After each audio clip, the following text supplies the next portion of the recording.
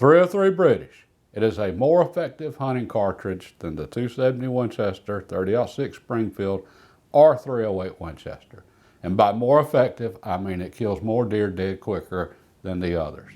And no, this is not clickbait. Yes, I am being serious. And the reason for that is bullet selection. Now, I can literally feel some of you shaking your heads right now and rolling your eyes at me saying such things about these other fine cartridges, that the 303 British is more effective.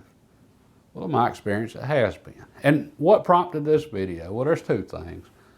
I've been talking about 303 with Ruger #1 for the past few weeks, and reading the comments, it's become clear that some of you aren't familiar with the 303 British and just how effective of a hunting cartridge it actually is.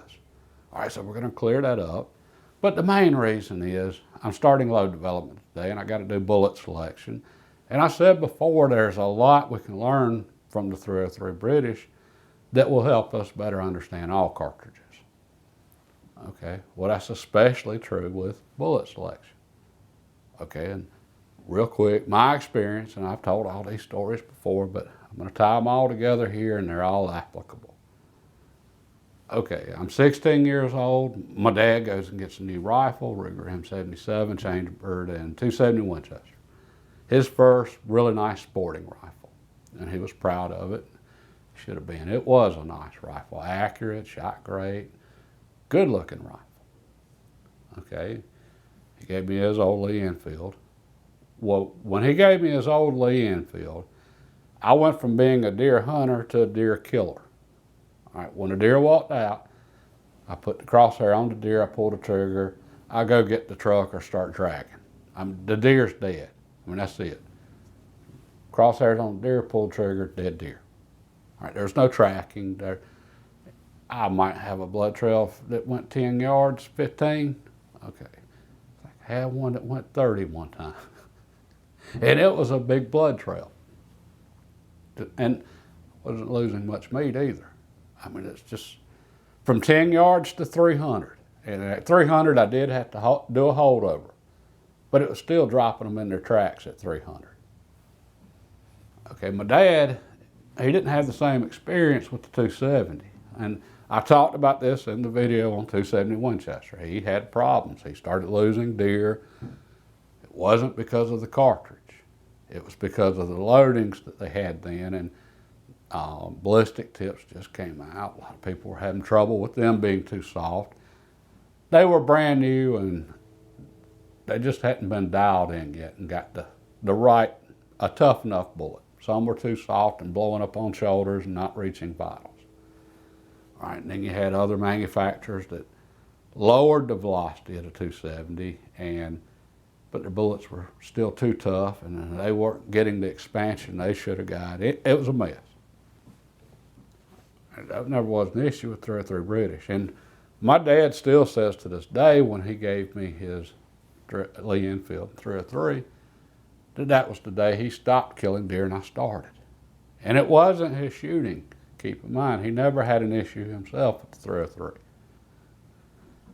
Okay, so I go on a just absolute killing spree with the 303 British, and there were a lot of deer then, and I took a lot of them. But then me being a hunter, I couldn't leave well enough alone.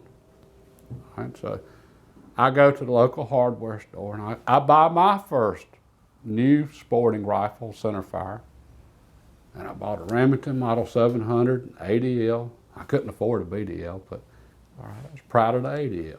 And it shot great. I got it in 30-06.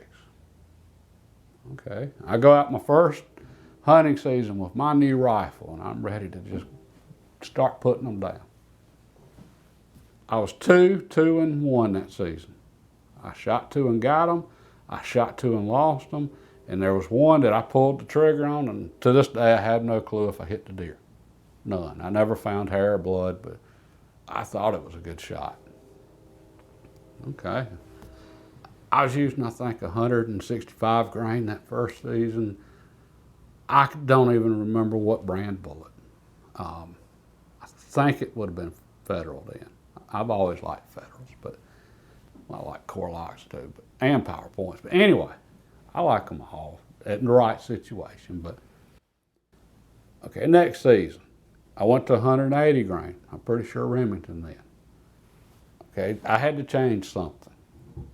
All right, and I'd had exceptionally good luck out of the 303 British with the 180 grain Remington round nose core lock.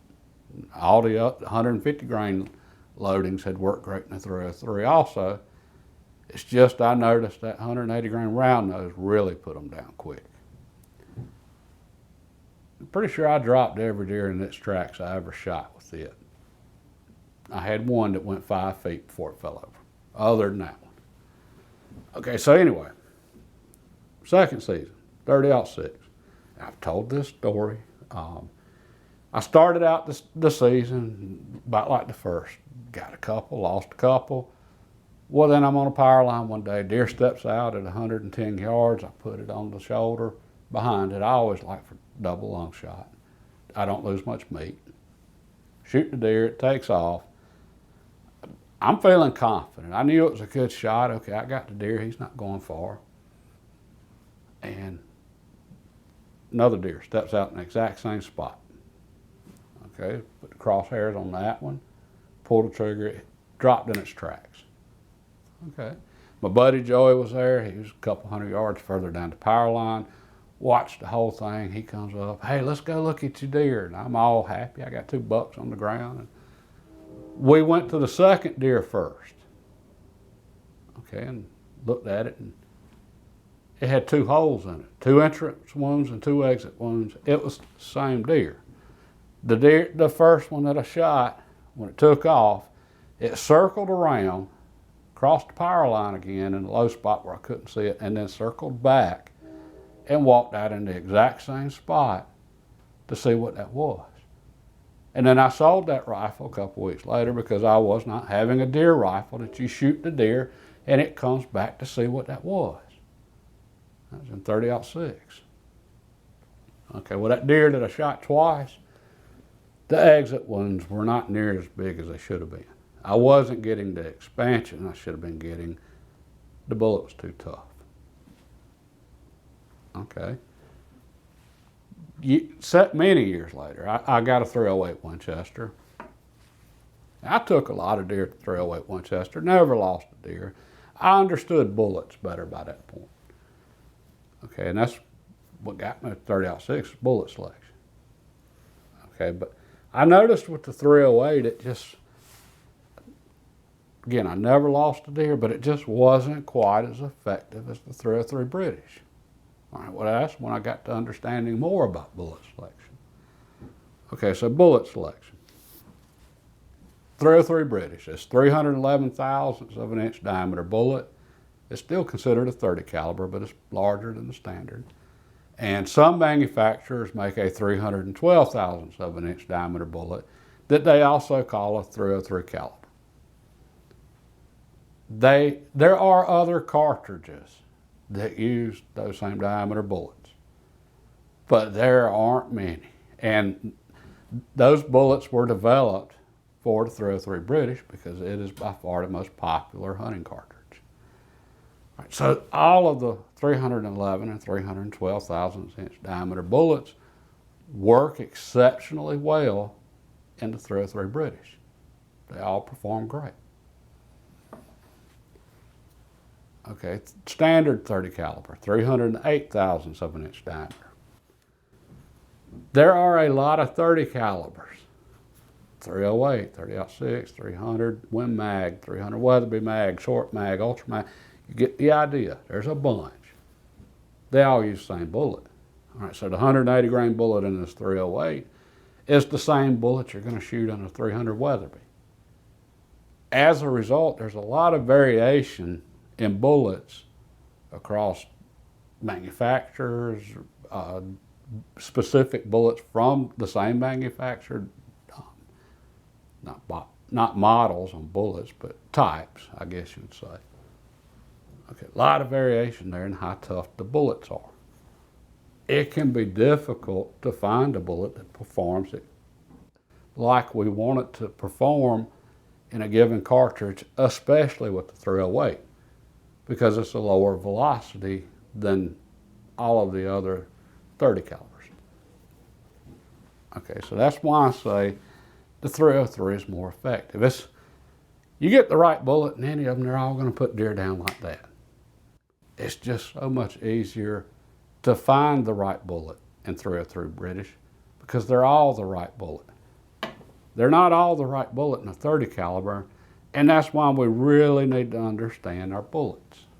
In typical 303 British fashion, we don't have many choices for our bullets. I couldn't find but two, but that's okay. Again, typical 303, they're both excellent choices. We got 150 grain Spear hot cores, we got 180 grain Spear hot cores, and I do like Spear hot cores. They're just, I think, an excellent value. Just not an expensive bullet, but an extremely good performing hunting bullet. Okay, 150 grain. All right, several things going on here. All right, Spear hot core, that's the first thing. Spear hot cores have been around a long time. They're an older bullet.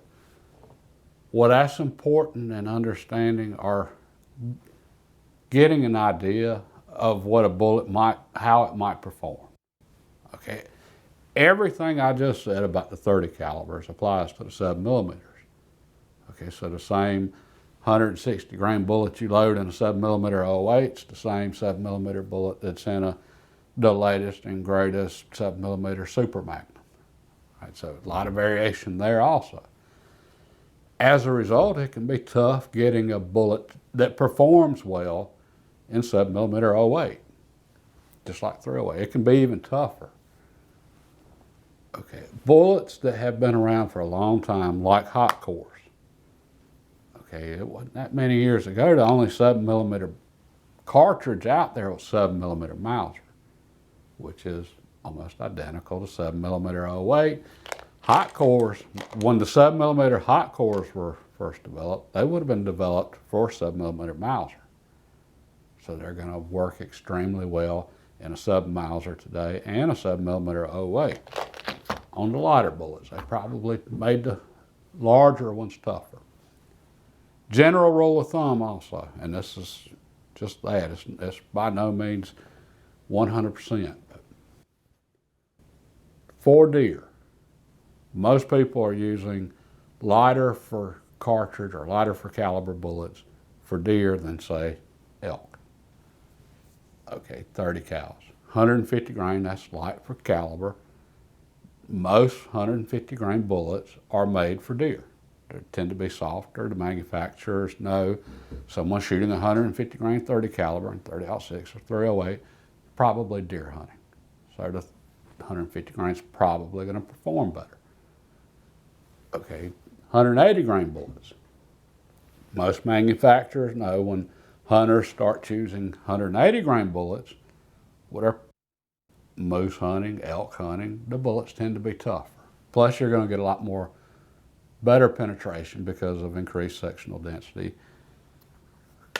Okay, this bullet here, again, it's not an issue with 303, but it's just useful to know that about when was that particular bullet, when did they come out with it? Okay, hot core in 6.5 probably was developed for 6.5 by 5.5 Swede, whereas a new, recently introduced 6.5 bullets probably developed for 6.5 Creedmoor, which they're similar too, but you get the idea. Okay, so this one in 303, I'm probably gonna, with a double lung shot, my preferred shot, the deer's probably gonna go 20 yards before it hits the ground. I'm gonna get good expansion, do a lot of damage. I'm gonna have a nice exit wound, and the deer is not going far, and there's gonna be a lot of blood between where I shoot the deer and the deer.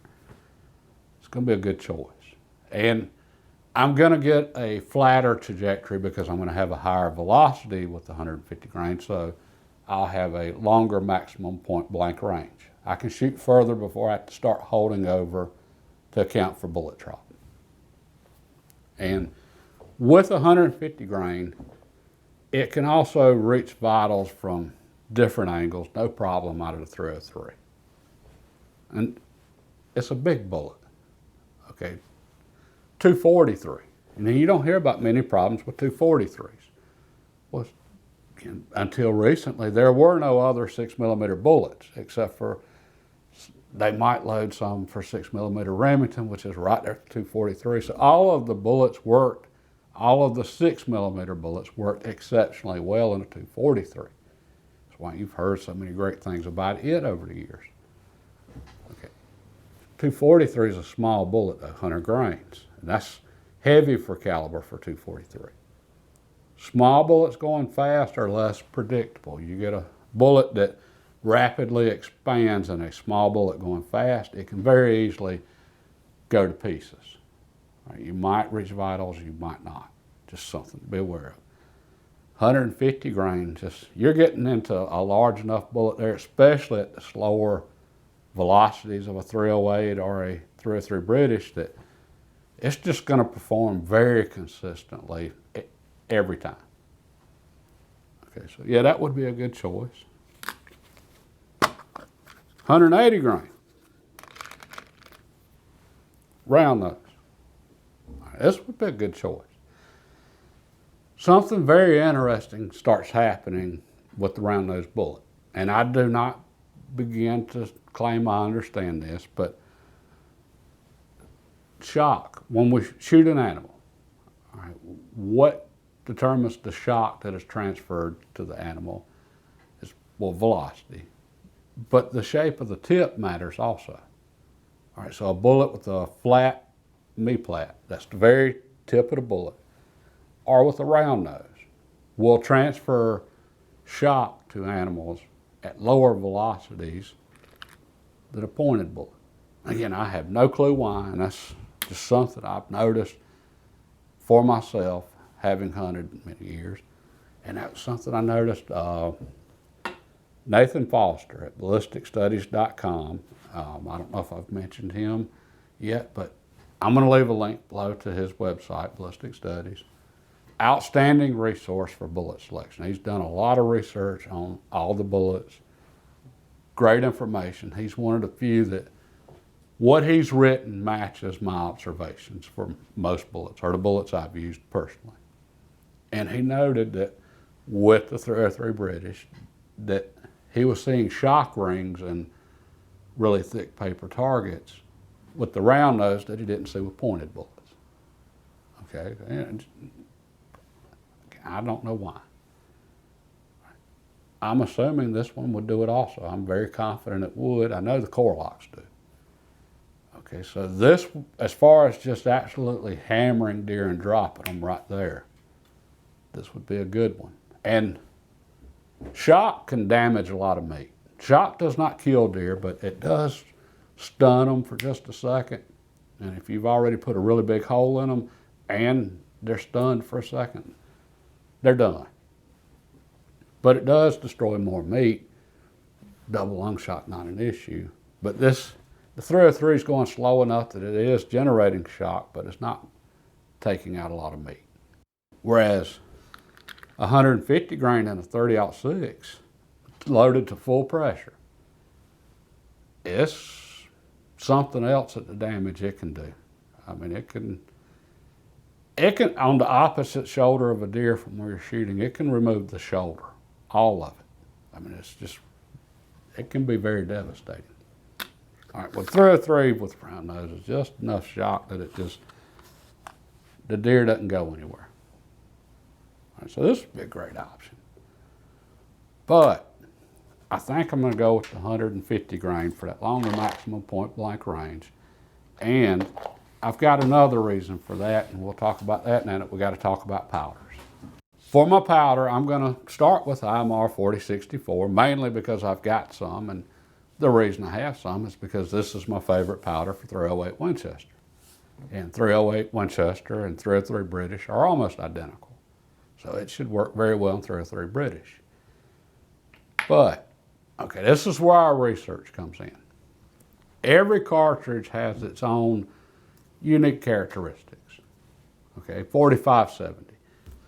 If you're loading for a lever action 4570, well, you're going to use a lower pressure powder charge than if you were loading for a modern falling block, say in Ruger number 1.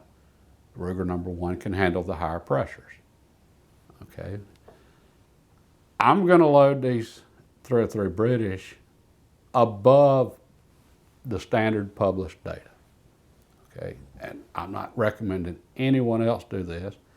This is just a very unique situation, and this is where our research comes in. The published load data for 303 British is for the Lee Enfields.